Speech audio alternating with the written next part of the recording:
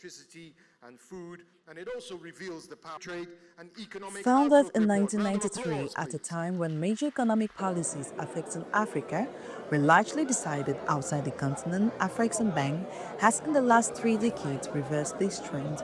32 years on, the bank embodies a new dynamic based on resilience, agility, and strategic innovation. With over $250 billion injected, Afreximbank has become an essential pillar for Africa, particularly in times of crisis. But its real achievement lies in its ability to finance crucial sectors such as textile, film, creative industries, and digital technology, often outlooked by traditional financiers. The theme, based on the future and decades of resilience of Afreximbank's 32nd annual meetings, which opened on June 25, 2025 in Abuja, Nigeria, sums up this exceptional trajectory. Another important aspect of the emerging dynamics is the increasing focus on intra-African trade. Currently, averaging about 15 to 17%, this share is expected to double within a decade as the free trade agreement is fully implemented.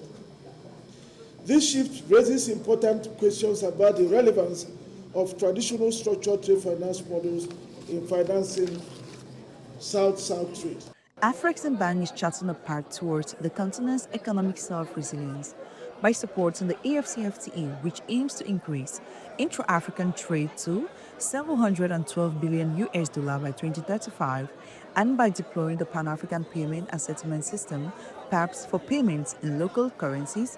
The bank is facilitating trade and reducing transaction costs. With the rise of manufacturing giants in Africa, opportunities for the emergence of domestic and regional value chains, as well as the growth of small and medium-sized enterprises, are beginning to emerge. According to Afreximbank's African Economic Retreat Outlook 2025, the continent is on a positive growth trajectory. Africa's real GDP is expected to reach 4% in 2025, accelerating to 4.1% in 2026 and 4.2% in 2027.